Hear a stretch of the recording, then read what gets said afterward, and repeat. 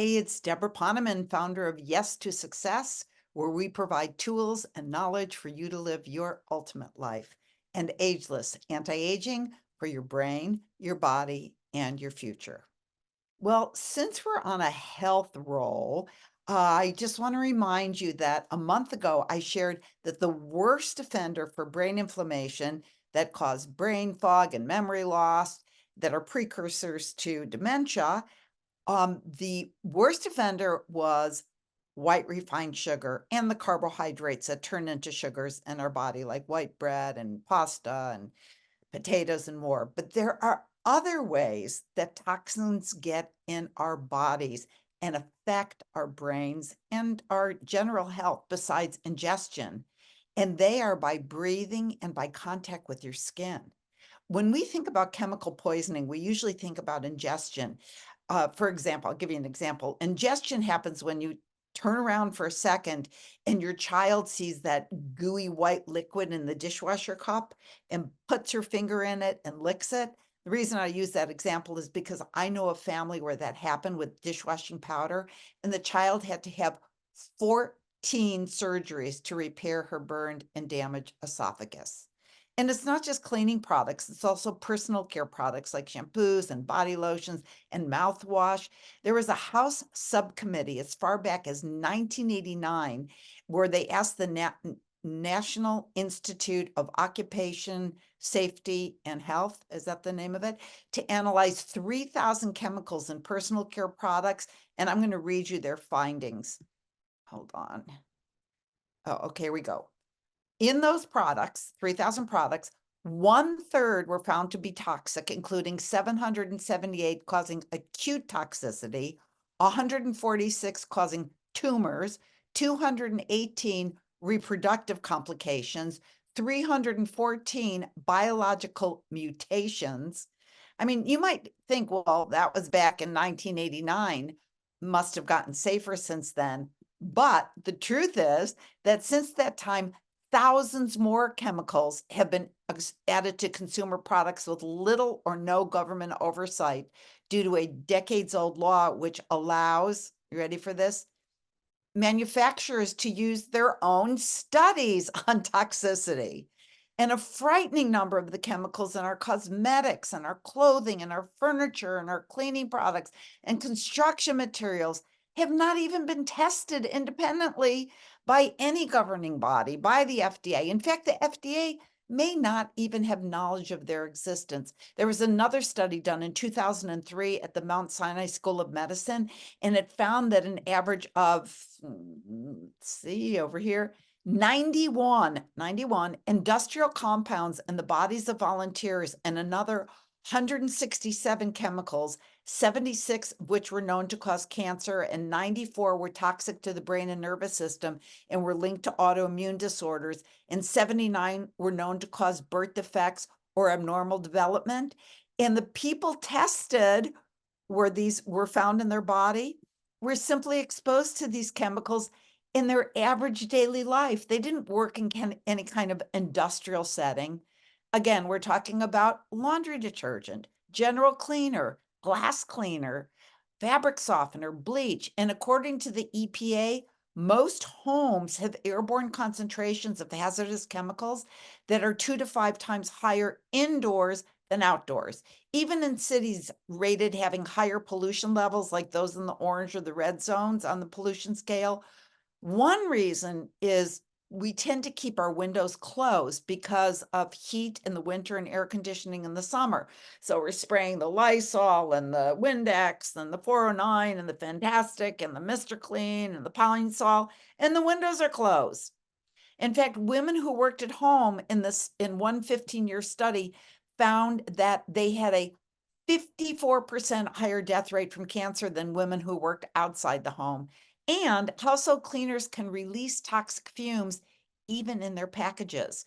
I mean, just walk down the cleaning aisle of the grocery store and take a breath, and you will directly experience the smell of toxic chemicals, even though the packages are closed. It's what's called outgassing. Now, I've always had a bit of what's called MCS, multiple chemical sensitivity. I've had it since I was a child, and I'm like the canary in the coal mine. I can't even walk down that aisle. If I have to get a sponge, if I have to buy a sponge or a mop, I run down the aisle, holding my breath so I can't don't breathe, grab the sponge and run out of the aisle. Because if I breathe in those chemicals that are outgassing in the closed container, I immediately get nauseous. I immediately get a headache. And if you're not convinced that you want to get rid of the Tide and Bold and Bleach and Bounce and Downy and 409 because you care about yourself and your kids and your grandkids and your pets, the California Department of Fish, Game, and Wildlife tested the toxicity of their waterways, and the most toxic substances to aquatic life were not paint or car oil or car wax, but household chemicals, bleach, all-purpose cleaner, glass cleaner, dishwashing detergent. So if you care about our fish and our wildlife, you do not want to be putting those chemicals in our waterways. The good news is that it's a very simple fix. You could go to any health food store, Whole Foods, get 7th Generation or Ecover or Earthright, or if you want to save tons of money and still get great products delivered to your door, there are wonderful home-based companies like Melaleuca or Shackley. I've had nothing in my home but Melaleuca products for over 30 years since I first heard about the effects toxins had on children and pets. And at the time, I had 2 babies and a little dog. Actually, I'll tell you a story about our little dog. Our little dog, whose name was Little Boy, actually it was, what happened was that we decided that we were going to shampoo our carpets, and I had just heard about toxicity, but it wasn't really like a thing for me. So we hired a commercial carpet cleaning company, and they came in with one of those gigantic machines, and they used their chemicals and they washed our carpets. And when they left, I'm like, "Ooh, it smells bad in here." But we figured, oh, the smell would go away in a short period of time. And with that, we let our little dog, he was locked in a little area because we don't want him coming in while the carpet cleaners are there. And he trots into the living room and he trots onto the carpet and walks around for a few moments and collapses.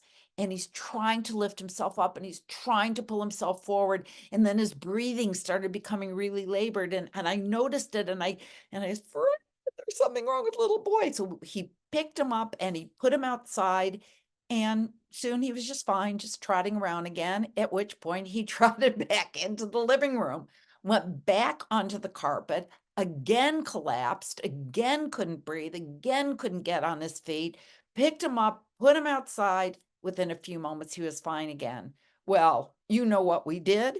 We went out and we rented our own shampoo machine and we shampooed the rug with our Melaleuca products to get the cleaning fluid out of it. So never again did we ever use those toxic chemicals in our house. And our actual little boy, Daniel, was crawling at the time. So our little dog was actually the canary in the coal mine for that instance. So wherever you get the products from, also candles. Most good smelling candles use synthetic fragrances and dyes that give off dangerous VOCs, even when not burning, even when they're just sitting at room temperature on your table, they give off carcinogens like alkenes and acetone and benzene and toluene. These are the same chemicals found in diesel fuel emissions and are known to cause allergies and asthma and problems like headaches and dizziness and respiratory tract infections, even cancer.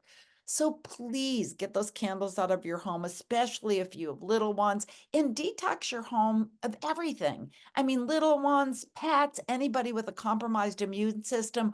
Also, you don't want to put your children or grandchildren or yourself in commercial bubble bath, which has been linked to bladder and kidney infections in children. You're probably thinking, oh, that's why my little one is getting, bladder infections, kidney infections, or mouthwash. Most commercial mouthwashes like Scope and Listerine, they contain formaldehyde, which is a known cancer-causing agent. If you look on the label, it won't say formaldehyde because the manufacturers have gotten really smart and they put other names for formaldehyde that you wouldn't recognize, but it's the same toxic chemical.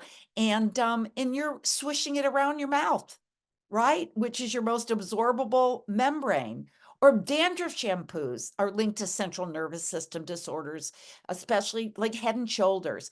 And if you don't believe household or commercial cleaners affect our kids, there was a study done when a group of moms who were outraged at the chemicals that were being used to clean and disinfect their children's classrooms, they actually financed research. These researchers came in and they wanted to demonstrate the effect that the chemicals had on the children. So how the research worked is that the children, it was a first grade classroom, they were asked to write their name. And it was like one of those, where they have lines, like the darker lines and then the lighter line in the middle. Anyway, they were asked to write their names, and the first graders wrote very nicely and neatly inside the lines.